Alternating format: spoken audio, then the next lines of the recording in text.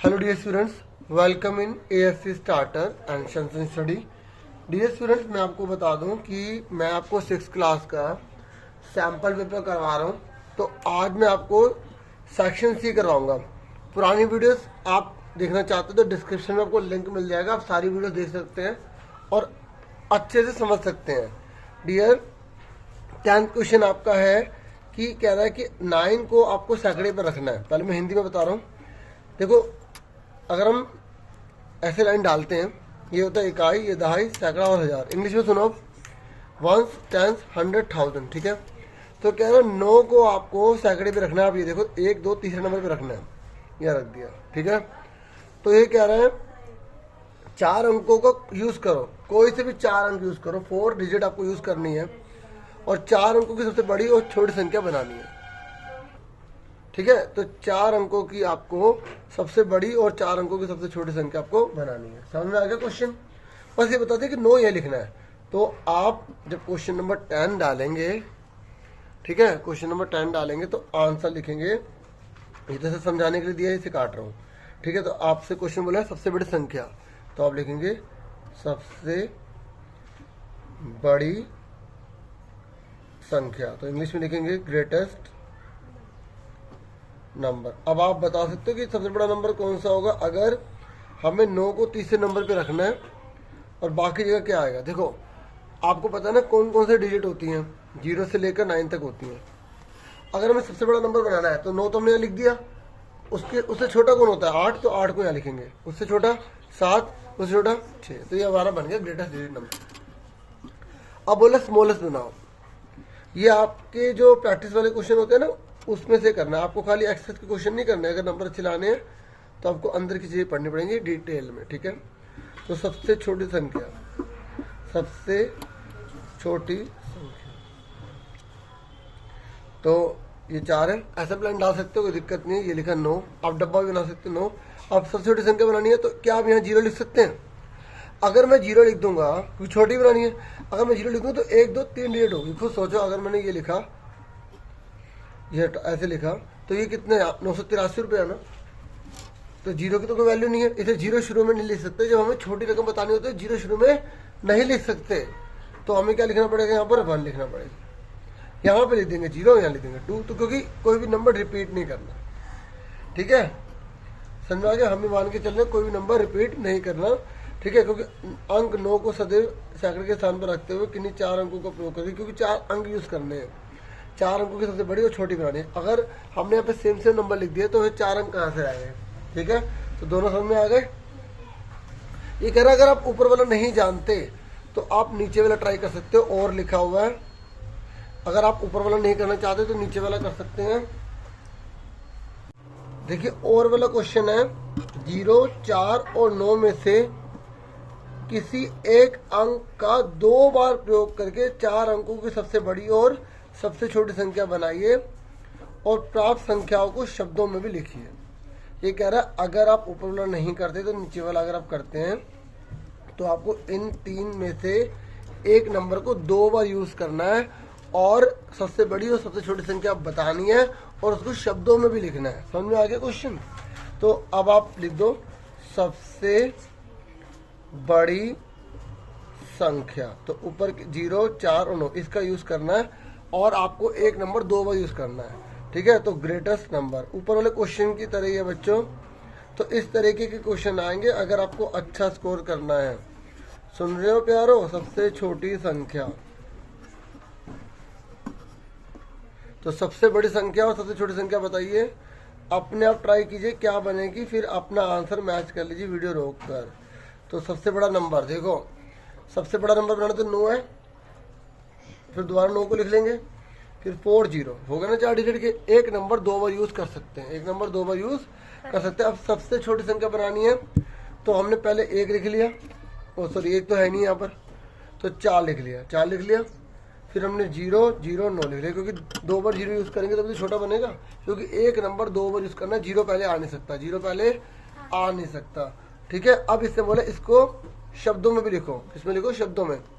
तो इसी के आगे एक कॉलम बना लेना, यहाँ पर लिख लेना नंबर नेम, यहाँ लिख लेना नंबर और यहाँ लिख लेना नंबर नेम, ठीक है, क्योंकि शीट आपकी थोड़ी चौड़ी होगी ना, तो इसलिए। अभी कितना लिखा है 9,940 FORTY होता है, ठीक है, कई बच्चे यू लगा देते 40 में। इसका करो 4000 THOUSAND 4009, ठीक है। अब हिंदी में बच्चों यहाँ लिख देता हूँ, हिंदी वाले यहीं पे हिंदी में लिखेंगे, इंग्लिश वाले इंग्लिश में लिखेंगे, ठीक है।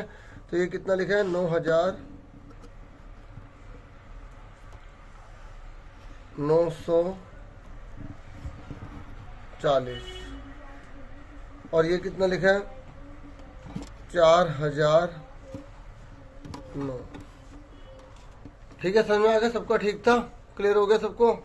अब उसके बाद आपका है नेक्स्ट क्वेश्चन, ये देखिए नेक्स्ट क्वेश्चन आपका 11th क्वेश्चन।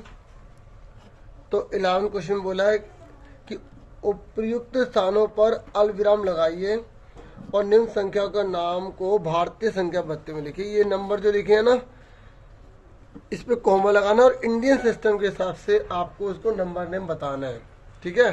तो ये तो बहुत आसान है। 85 लिखा है, फिर लिखा है 46283। तो जब हम इंडियन सिस्टम की बात करते हैं तो पहले 3 के बाद कॉमा लगता है, फिर 2 के बाद कॉमा लगता है, ठीक है। फिर इसे इंग्लिश में लिख देंगे, क्या होता है इसे इंग्लिश में क्या बोलते थे 85, सबको आता है ना, ये सबको आना चाहिए 85 लाख। और अपनी कॉपी अपने करो फटाफट, 85 लाख 46,000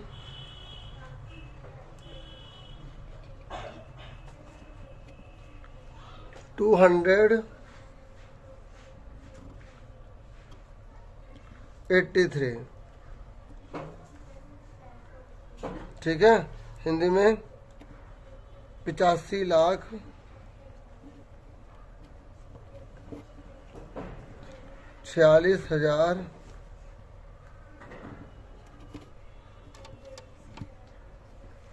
283,